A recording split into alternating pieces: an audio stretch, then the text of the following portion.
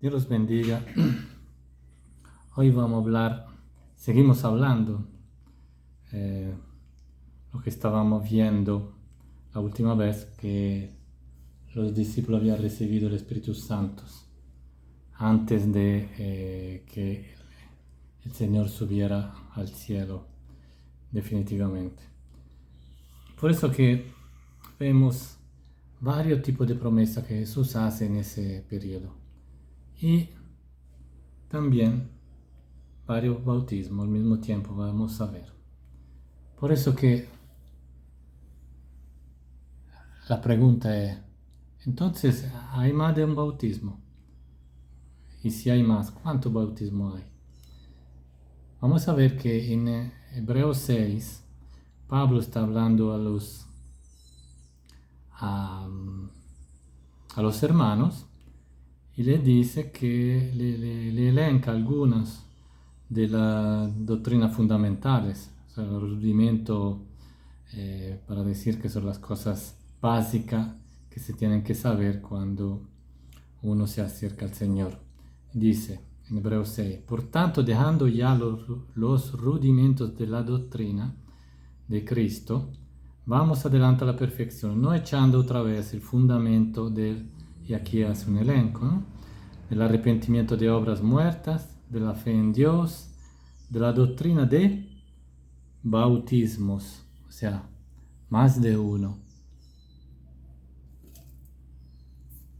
de la imposición de mano, de la resurrección de los muertos y del juicio eterno. O sea, toda cosa fundamental, es una de las cosas fundamentales que hay más de un bautismo.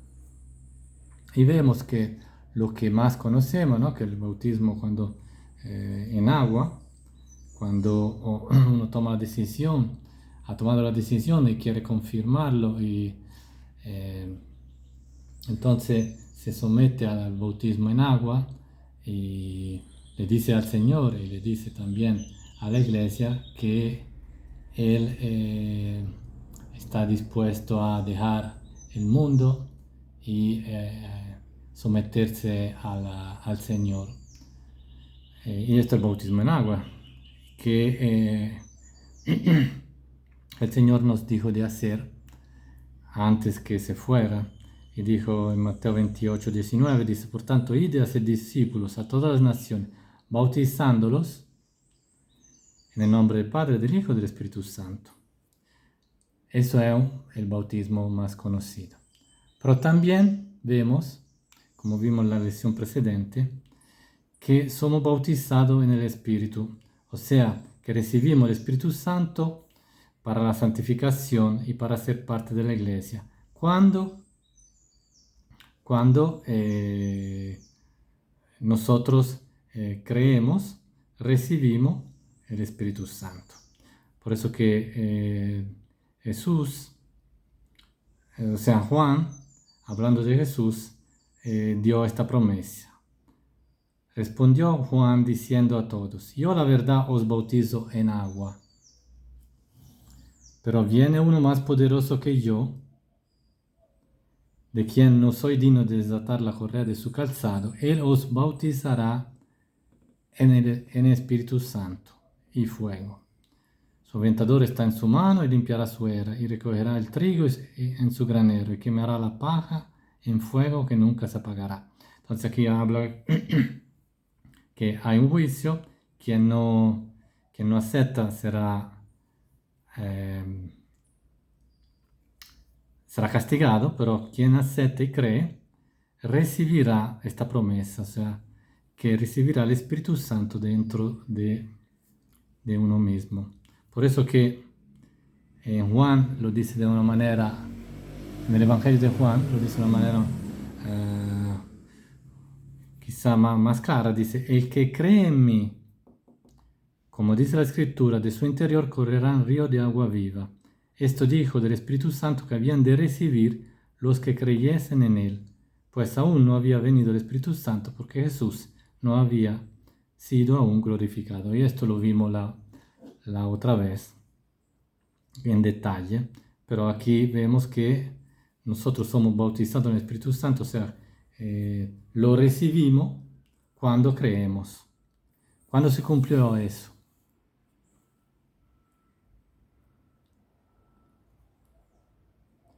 Vemos que vamos a tomar primero la cita de Juan. Jesús estaba con los discípulos, había sido glorificado, pero todavía no había ido al Padre. Entonces, ¿qué le dice? Entonces Jesús les dijo otra vez: pasa a vosotros, como me envió al Padre, así también yo os envío.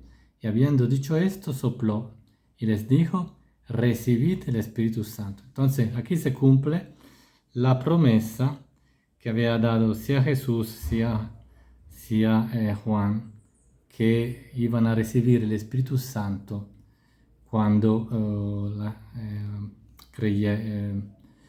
las personas creen. Y los discípulos creyeron porque vieron la muerte y la resurrección del Señor.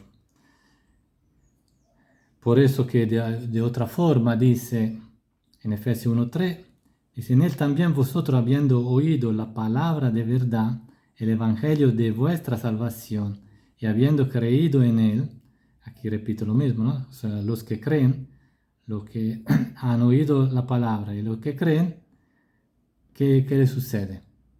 Fuisteis sellados con el Espíritu Santo de la promesa que había dado Jesús y Juan de recibir el Espíritu Santo cuando la persona cree. Ahora, ¿qué sucede?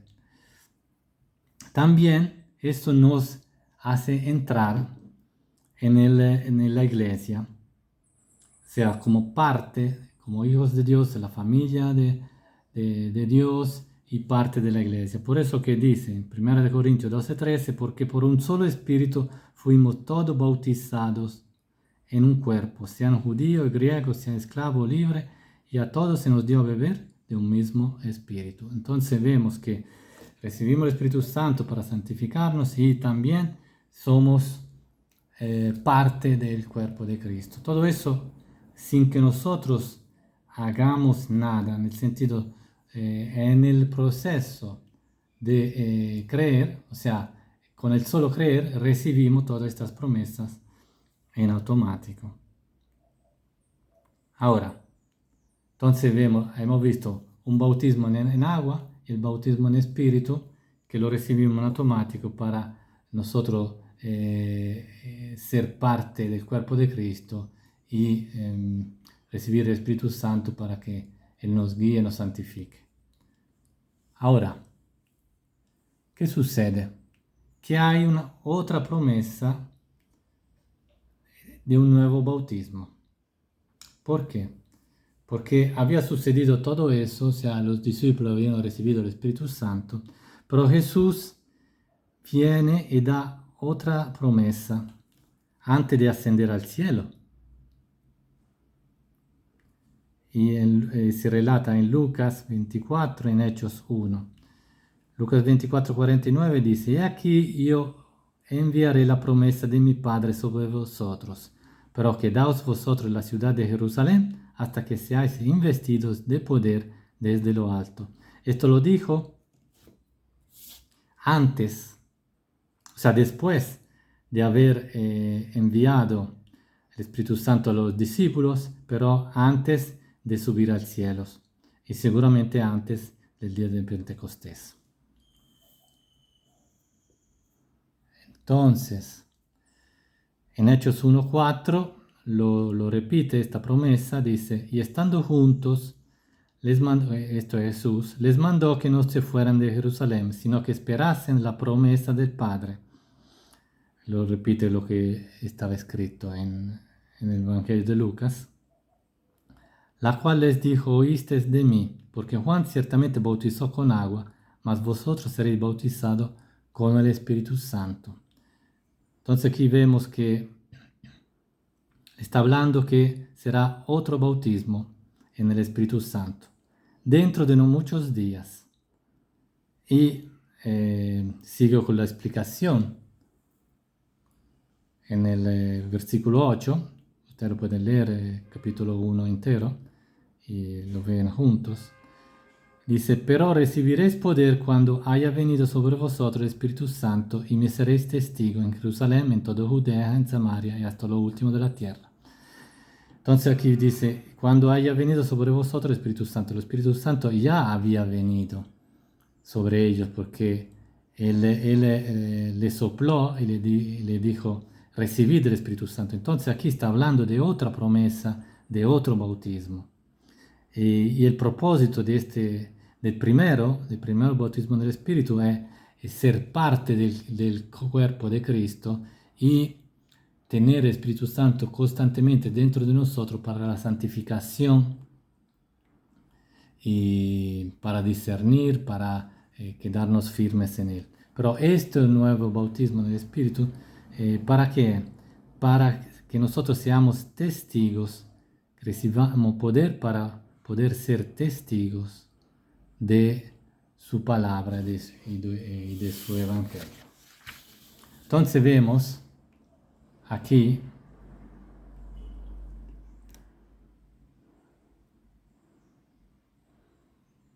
una secuencia de eventos.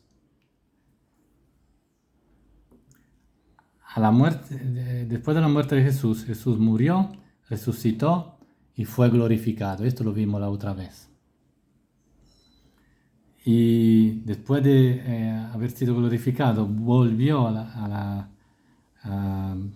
entre nosotros, a la tierra, y cumplió la promesa de bautizar con el Espíritu Santo. Jesús envía el Espíritu Santo que mora en el creyente y se forma la iglesia. Entonces esta promesa cumplida antes que Él ascendiera definitivamente al cielo. Y en estos tiempos, después de haber cumplido la promesa y antes de ascender, le da otra promesa.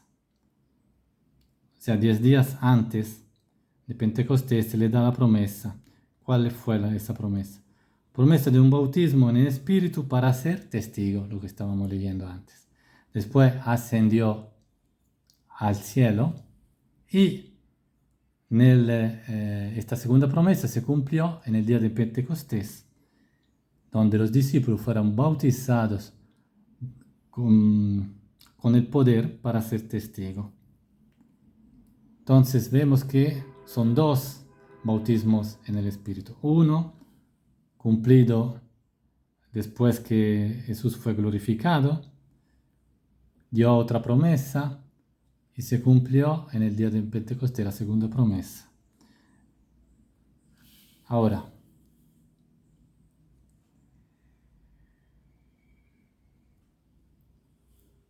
¿cuál es el propósito?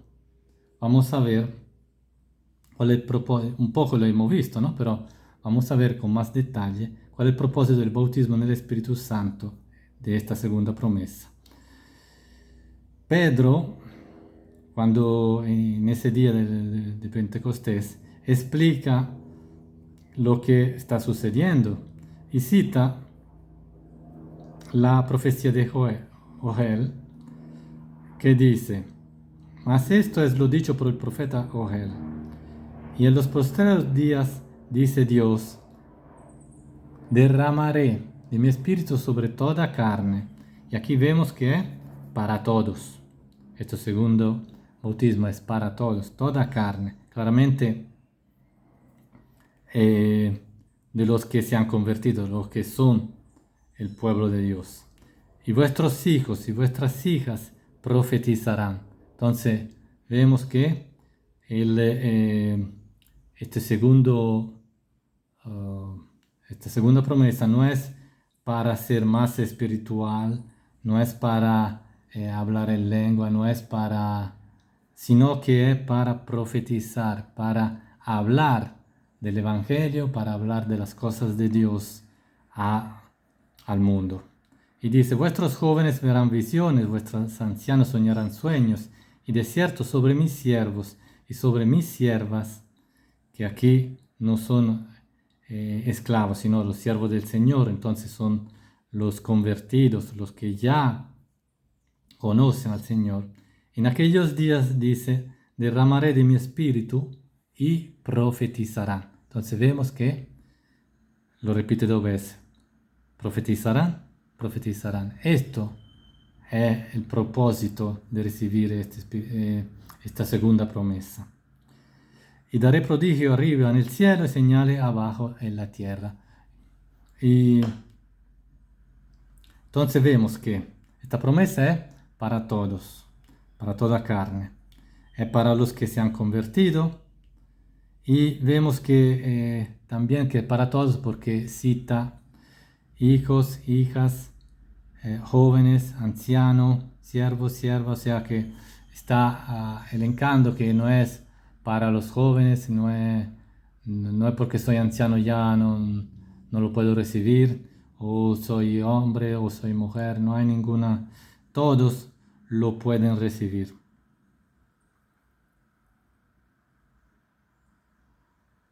Entonces, esto es el propósito. Aquí cito también lo que en el pasado algunos han pensado, pero no es así. Dice, este segundo bautismo no lleva a una santidad perfecta. O sea, recibo este bautismo y ahora ya yo no peco, ya yo quiero hacer las cosas del Señor y entonces no, ya no voy a pecar. No es eso. Puede ser, no, como siempre decimos, no es que uno se goza en pecar, pero si sucede, no es que el Señor te había prometido algo diferente. Entonces, repito, el propósito es llevar con fuerza el Evangelio. Entonces vemos que después de Pentecostés, vemos la historia de la iglesia en varios episodios que este propósito se repite. Pedro y Juan habían sido encarcelados y ¿qué le pasó? Salieron y lo amenazaron, no digan nada. Entonces había como como terror en el aire, para así decirlo. ¿Y qué hicieron los discípulos? Se pusieron a orar y dijeron, y ahora, Señor, mira sus amenazas y concedes a tus siervos que con todo denuedo hablen tu palabra, mientras se extiende tu mano para que se hagan sanidades y señales y prodigio mediante el nombre de tu Santo Hijo, Jesús. Cuando hubieron orado, el lugar en que estaban congregados tembló y todos fueron llenos del Espíritu Santo, fueron bautizados. Y ya habían sido bautizados con la primera promesa. Esta es la segunda promesa, fueron bautizados con el Espíritu Santo. ¿Y cuál fue la consecuencia? Y hablaban con denuedo la palabra de Dios. Ustedes ven que en la profecía de Joel dice, profetizarán.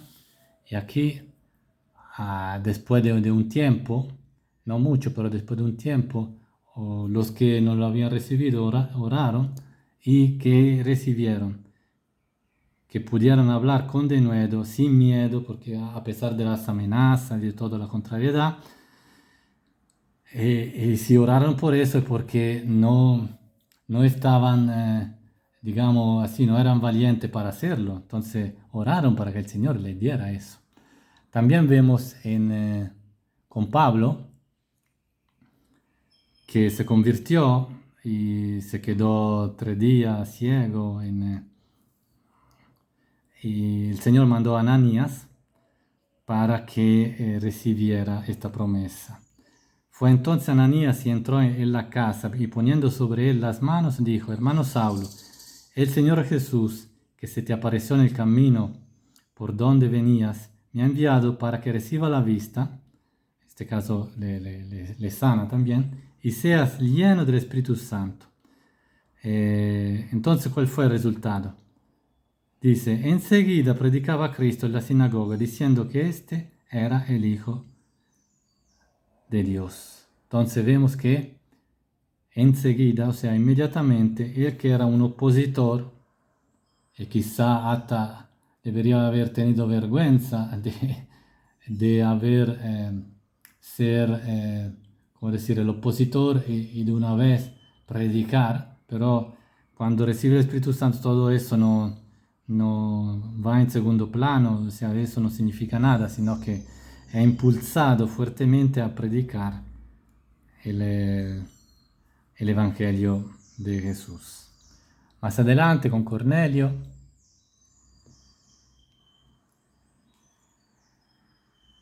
Pedro va donde Cornelio, que era un centurión, era un romano, era una persona que era devota a Dios, pero no era judío.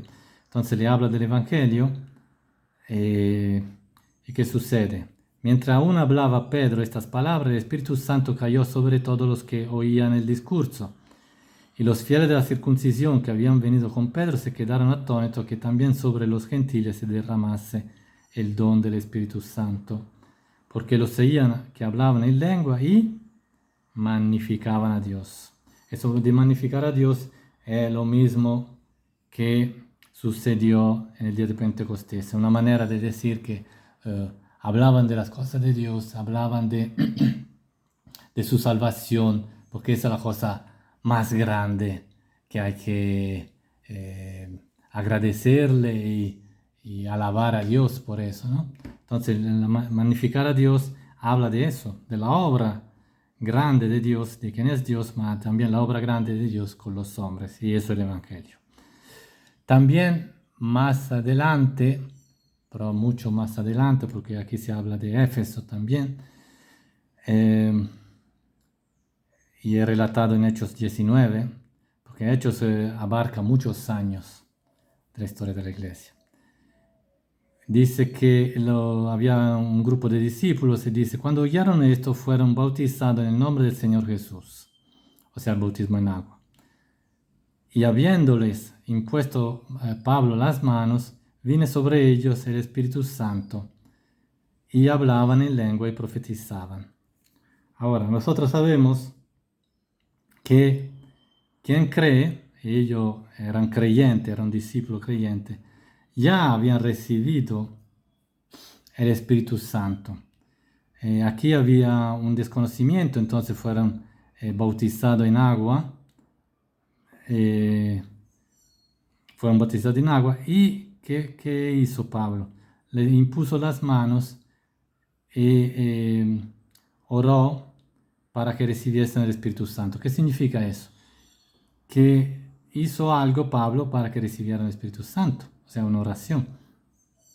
Esto significa que ya habían recibido el Espíritu Santo, pero esta es la segunda promesa de que estamos hablando. Por eso que Pablo tuvo que orar, porque nosotros sabemos que quien cree no necesita una oración para que reciba la primera promesa, el primer bautismo del Espíritu Santo. Entonces, esto se está hablando del segundo bautismo del Espíritu Santo. ¿Y cuál es la consecuencia? Hablaban en lengua, pero sobre todo profetizaban. Entonces vemos que siempre la consecuencia es profetizar. Así que vamos a querer esta fuerza, como decía aquí, esta oración. Vamos a hacer esta oración, más o menos, no es que la tenemos que repetir, pero el sentir, ¿no? Dice, mira sus amenazas, concede a tu siervo que con todo denuedo hable en tu palabra. Nosotros tenemos que orar así. Señor, ayúdame, bautízame con tu Santo Espíritu para que yo tenga denuedo para hablar tu palabra. Y me espero que tú, mientras tanto que yo hablo de tu palabra, haga sanidades, señales y prodigios. Pero ¿quién lo hace? El Señor Jesús. Entonces nosotros debemos querer esto, pero siempre y tener poder para evangelizar, para hablar de su palabra, pero siempre debemos tener la humildad de saber quiénes somos y que la obra del Señor no es de nosotros y que el poder del Señor no de nosotros. Solo tenemos con este bautismo esta fuerza que viene de Él. Entonces, quiero decir, tenemos que anhelar esto, pero al mismo tiempo tenemos que ser humildes y mantenernos humildes y no creer que somos más espirituales o mejor de los otros, porque quizá de los que no han orado y no han recibido el bautismo del Espíritu Santo. Nosotros, cuando lo recibiremos, no somos mejores que ellos, sino más equipados, más fortalecidos por el Señor. Eso es lo único. Así que los invito a que nosotros juntos y personalmente oremos para que seamos bautizados con el Espíritu Santo para llevar el Evangelio con fuerza y con denuedo. Que Dios los bendiga.